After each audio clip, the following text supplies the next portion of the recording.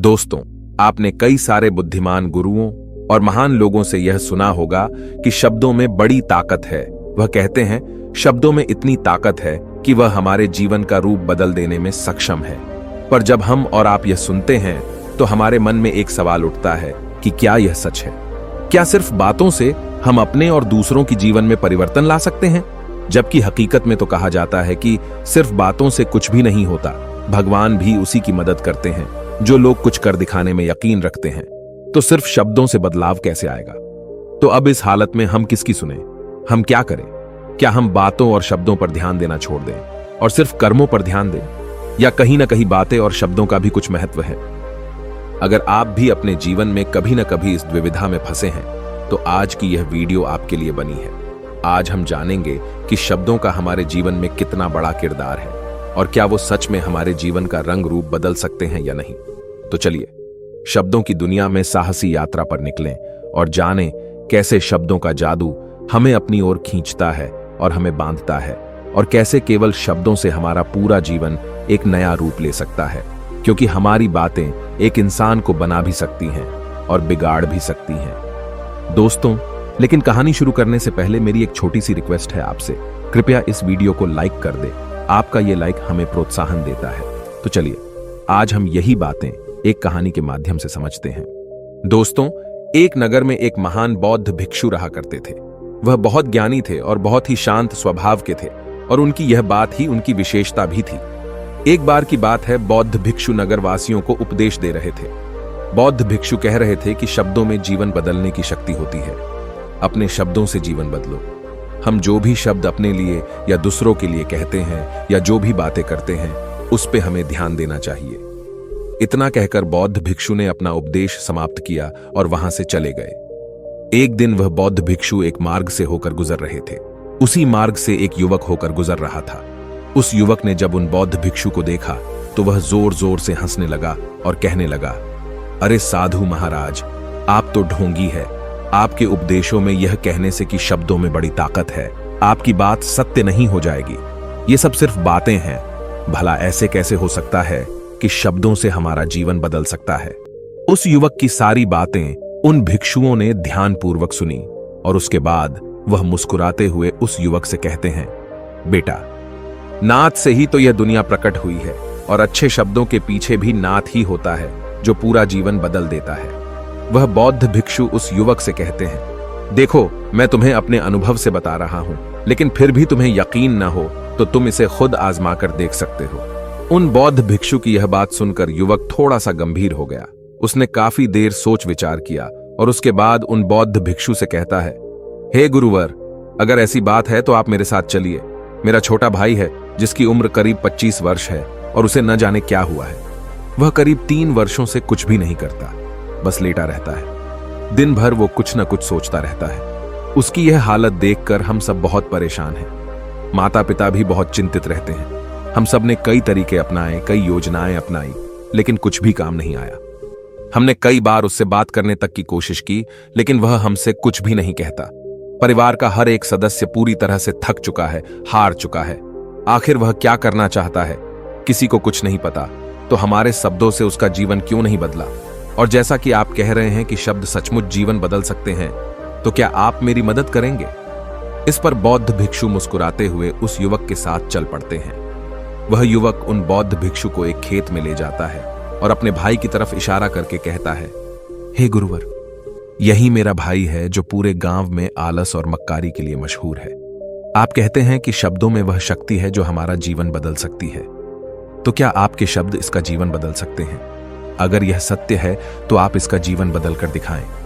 उन बौद्ध भिक्षुओं ने उस युवक के भाई को ध्यानपूर्वक देखा। वह एक पेड़ की छांव में आराम से सो रहा था। जब बौद्ध भिक्षु उस युवक के भाई के पास पहुंचे और आराम से उसके सर पर हाथ फिराते हुए कहते हैं, उठो बेटा, बहुत देर हो चुकी है। यह सोने का समय नहीं, यह तो जागने का समय है। उन बौद्ध भिक्षुओं की आवाज सुनकर वह लड़का थोड़ा सा अचरज में पड़ गया। आखिर कौन है जो मुझे इतने प्यार से जगा रहा है? वरना सभी गांव वाले तो मुझे आलसी और मक्कार ही कहते हैं। आखिर कौन है जो मुझे इतना अपनापन दिखा रहा है? उसने आंखें खोली और आंखें मलते हुए उसने पूछा, हे गुरुवर, आप कौन हैं और यहां क्यों आए हैं? इस पर बौद्ध भिक्षु उस युवक से कहते हैं, बेटा, यह प्रश्न तो मैं तुमसे करना चाहता हूं। तुम कौन हो? यही तो तुम्हें जानने की आवश्यकता है। उन बौद्ध भिक्षुओं की बात सुनकर वह लड़का जोर से हंस पड़ता है और कहता है, हे गुरुवर, यदि आपको मेरे बारे में जानना है तो जाइए और गांव के किसी भी सदस्य से पूछ लीजिए। आपको पता चल जाएगा कि मैं कौन हूं। आपसे हर कोई यही कहेगा कि वह तो आलसी है, मक्कार है, तरह तरह के ताने सुनाएंगे, तरह तरह की बातें कहेंगे। इससे आपको यह जरूर यकीन हो जाएगा और आपको यह पता भी चल जाएगा कि मैं कौन हूं। तभी बौद्ध भिक्षु मुस्कुराते हुए उस लड़के से कहते हैं, सबसे पहले मेरी यह बात सुन लो। मेहनती इंसान के खुद के शब्द उसे अंदर तक चोट पहुंचाते हैं, इसलिए कभी भी अपने आप को कोसो मत। अपने शब्दों को सुधारो। और मेरी यह दूसरी बात भी सुन लो। मैंने उन गांव वालों से नहीं पूछा कि तुम कौन हो, मैं तुमसे पूछ रहा हूं कि तुम कौन हो। लेकिन तुमने तो अपनी आदतें मुझे बताई। आलस तुम्हारी पहचान नहीं, तुम्हारी आदत हो सकती है, और इंसान नहीं, उनकी आदतें खराब होती हैं। इसलिए बेटा, तुम आलसी और मक्कार नहीं हो, यह तो तुम्हारी आदत है। बस इतनी सी बात है जो गांव वाले नहीं समझ सकते। ये सारी बातें सुनकर वो लड़का थोड़ा सा आश्चर्यचकित रह गया, क्योंकि गांव वाले हमेशा उसे मक्कार, आलसी और तरह तरह के ताने ही सुनाया करते थे। उन बौद्ध भिक्षुओं की यह बात सुनकर उस लड़के की आंखों में आंसू आ गए। वह तुरंत ही दोनों हाथ जोड़कर उन बौद्ध भिक्षु के चरणों में गिर पड़ा और उनसे कहने लगा, आप सत्य कहते हैं, यह मेरी आदत ही है और मैं इस आदत से बहुत परेशान हूं। मैंने बहुत कोशिशें भी की, लाख उपाय किए, लेकिन मैं अपनी इस आदत से छुटकारा ना पा सका। इन आदतों से बाहर आना बहुत कठिन है। मैंने कई बार आलस छोड़ने का प्रयास तक किया, पूरी कोशिश भी की, लेकिन कोई लाभ नहीं हुआ। मैं जब भी कोई कार्य करने की कोशिश करता हूं तो पता नहीं क्यों मेरा मन कहीं और भागने लगता है। मेरा दिमाग किसी और दिशा में काम करने लगता है और मैं उस काम पर ध्यान ही नहीं दे पाता। मैं क्या करूं, कैसे करूं, मुझे कुछ भी समझ नहीं आता। जब भी मैं किताबें पढ़ने की कोशिश करता हूं तो मुझे नींद आने लगती है। मन में एक अजीब सा दर्द महसूस होता है।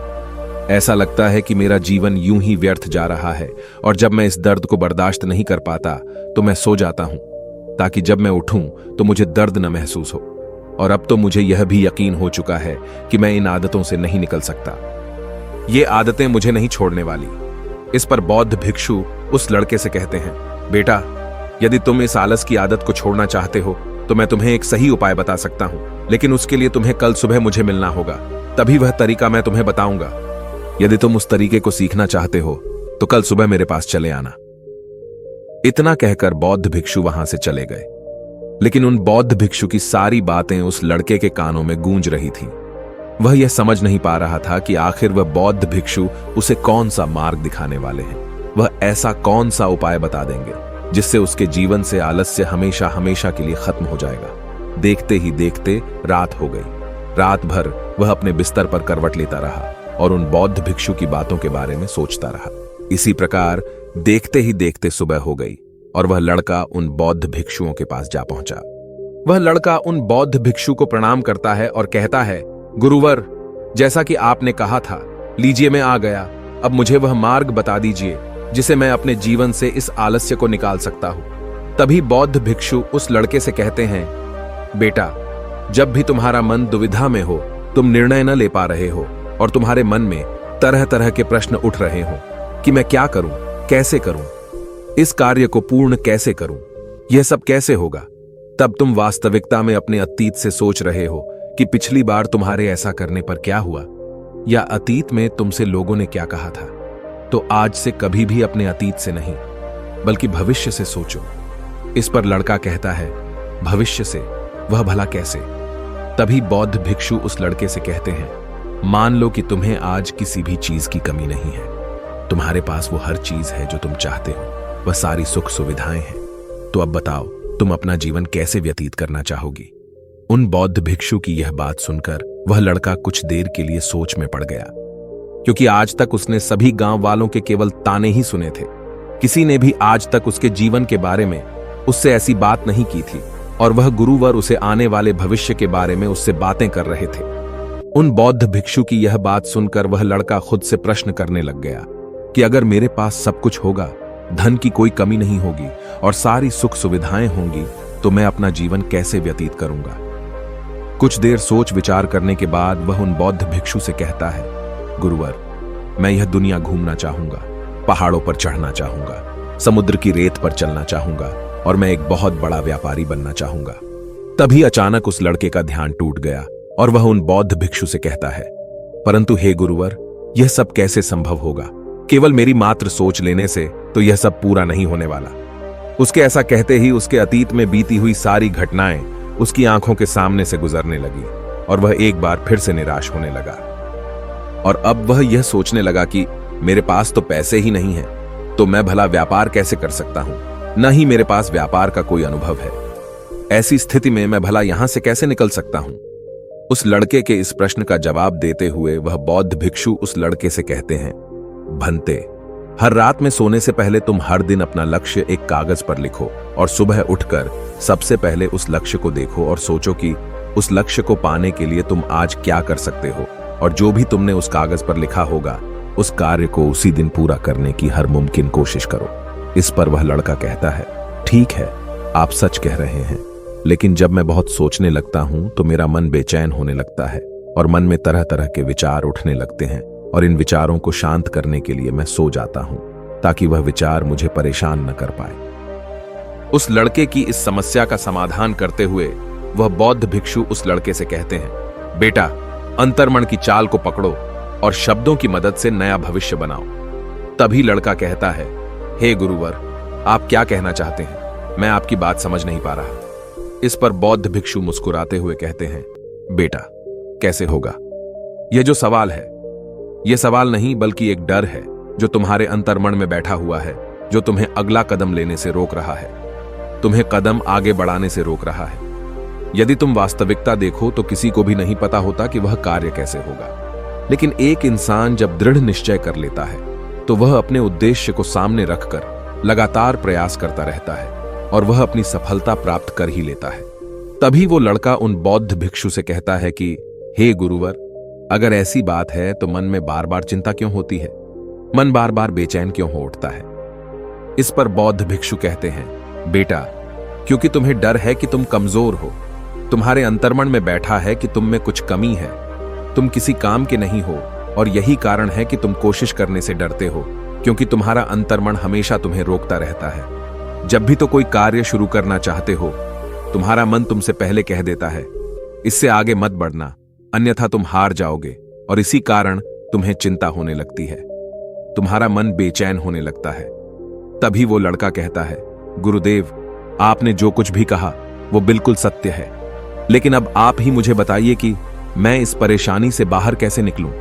इसका जवाब देते हुए वो बौद्ध भिक्षु उस लड़के से कहते हैं, बेटा, इस समस्या का समाधान बहुत ही आसान और सरल है। तुमने देखा होगा कि अक्सर ही हम अपने आप को दोष देते रहते हैं, अपने आप को तरह तरह के अपशब्द कहते रहते हैं जो हमारे अंतर्मन में जाकर बैठ जाते हैं और वही हमें आगे बढ़ने से रोकते हैं।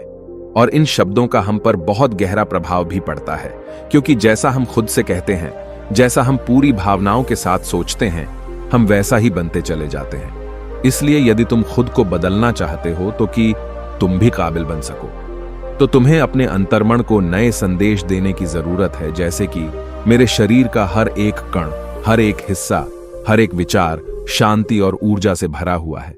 मैं दृढ़ संकल्प और आत्मविश्वास के साथ हर दिन के लक्ष्यों को पूरा करता हूं। मैं अपने कमजोरी को अभ्यास में बदलता हूं, चिंता को ध्यान में बदलता हूं। मैं उत्साह और ऊर्जा से भरा हुआ हूं, लगातार अपने लक्ष्यों पर काम करता हूं। ऐसे शब्द जब तुम खुद से कहोगे तो तुम शक्तिशाली महसूस करने लगोगे और तुम्हारी सारी चिंताएं खत्म होने लगेंगी, क्योंकि यही शब्दों की ताकत है। वह तुम वही बना देंगे जो तुम खुद से कहोगे। तुम जितनी भावना के साथ यह वाक्य बोलते हो, उसे महसूस करते हो, उतनी ही भावनाओं से यह शब्द तुम पर असर करना शुरू कर देंगे। धीरे धीरे यह शब्द तुम्हारे मन और व्यक्तित्व की सोच का हिस्सा बन जाएंगे। लेकिन मेरी एक बात याद रखना कि तुम्हारा अंतर्मन इतनी आसानी से हार नहीं मानने वाला। जब तुम आगे बढ़ोगे तो मौका मिलते ही वह तुम्हें पीछे खींचेगा। तुम्हारे अतीत के बीते हुए सारे कड़वे अनुभव तुम्हें याद दिलाएगा, ताकि तुम डर जाओ और एक बार फिर से अपने लक्ष्य का पीछा करना छोड़ दो। लेकिन तुम्हें इसकी चिंता नहीं करनी है। उन सकारात्मक शब्दों के कारण तुम्हारा मन सकारात्मक विचारों को स्वीकार करने लगेगा। आगे वह बौद्ध भिक्षु उस लड़के को चेतावनी देते हुए कहते हैं, मेरी एक बात और याद रखना कि तुम्हारा ध्यान आलस्य पर नहीं होना चाहिए, अर्थात तुम्हें कभी आलस नहीं मिटाना, बल्कि तुम्हें एक नए भविष्य का निर्माण करना है, एक नए व्यक्तित्व का निर्माण करना है। तुम्हारा पूरा ध्यान केवल इस पर ही होना चाहिए। उन बौद्ध भिक्षुओं की बात सुनकर लड़का कहता है, ठीक है गुरुवर, आप जैसा कहते हैं मैं वैसा ही करूंगा। तभी वह बौद्ध भिक्षु उस लड़के से कहते हैं, बेटा, अभी तो मैं इस गांव से जा रहा हूं, लेकिन कुछ सालों के बाद मैं वापस आऊंगा। इतना कहकर बौद्ध भिक्षु वहां से चले गए और वह लड़का अपने घर लौट गया। लेकिन अब उस लड़के के मन में तरह तरह के विचार चल रहे थे। वह लड़का यह सोच रहा था कि अगर मैं अपनी मनपसंद जिंदगी जीने लगूंगा, अगर मैं दुनिया घूमने लगा, नए लोगों से मिलने लगा और अपनी पसंद का काम करने लगा, तो मेरी जिंदगी कैसी होगी। उस बात को ध्यान करके उसने एक कागज पर अपना लक्ष्य लिखा और लिखकर सो गया। अगली सुबह जब उसकी आंखें खुलीं तो उसने उस पेपर पर लिखा हुआ लक्ष्य एक बार दोहराया। उसके बाद वह कुछ देर के लिए शांत हो गया। तभी उसे उन बौद्ध भिक्षु की बात याद आई कि तुम अपने लक्ष्य के लिए आज क्या कर सकते हो। उसने खुद से सवाल किया कि मैं आज अपने इस लक्ष्य को प्राप्त करने के लिए क्या कर सकता हूं। तभी उसे एक बार फिर से उस पेपर की तरफ ध्यान दिया। उस पेपर पर लिखा था कि मैं बाजार जाता हूं और लोग व्यापार करने की कौन सी चीजें, कौन से सामान लेकर आते हैं। मैं उन चीजों को देखता, उन चीजों को पता करता। वो पढ़ने के बाद तुरंत ही बाजार चला गया। वह अलग अलग दुकानों पर बैठा उन्हें देखा, लेकिन उसे कुछ समझ नहीं आ रहा था, क्योंकि लोग अलग अलग व्यापार कर रहे थे, अलग अलग तरह की चीजें और सामान ले रहे थे और किसी ने उसकी कोई मदद नहीं की। वह बहुत उदास हो गया और निराश होकर वापस घर लौट आया। तभी उस लड़के को उन बौद्ध भिक्षु की एक और बात याद आई। शब्दों में बहुत ताकत है और शब्द हमारा जीवन बदल सकते हैं।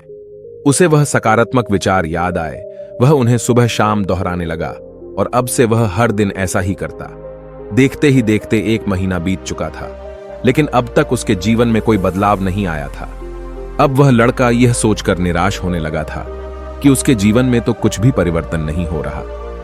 लेकिन 1 महीने के बाद उसे महसूस हो रहा था कि वह पहले से अच्छा महसूस कर रहा है। उसका दिमाग अब अच्छी तरह से सोच पा रहा है। वह पहले से ज्यादा चलने फिरने लगा है। धीरे धीरे उसे समझ में आने लगा कि जो लोग आगे बढ़ते हैं, महान काम करते हैं, उनकी सोच में कितना अंतर होता है। वे लोग हमेशा शक्तिशाली विचार सोचते हैं। दूसरों की छोटी सोच और डर से वह कभी प्रभावित नहीं होते। जब भी उनके सामने कोई मुश्किल आन पड़ती है तो वह घबराते नहीं, बल्कि उस समस्या का समाधान निकालते हैं। इस समस्या के समाधान पर ध्यान केंद्रित करते हैं और न ही वह कभी किसी का इंतजार करते हैं। वह केवल खुद पर विश्वास करते हैं और तुरंत ही कदम आगे बढ़ाते। जब उस लड़के को ये सारी बातें समझ में आने लगीं, तो उसने भी धीरे धीरे अपने कदम आगे बढ़ाने शुरू किए। उसने बिल्कुल वैसा ही व्यवहार करना शुरू किया। अब से वो कभी खाली नहीं बैठता था। जब भी उसका मन करता, वो बाजार जाता और लोगों के बारे में जानता समझता कि वो किस प्रकार व्यापार कर रहे, कौन से चीजें खरीद रहे हैं और किन चीजों पर उन्हें लाभ हो रहा है।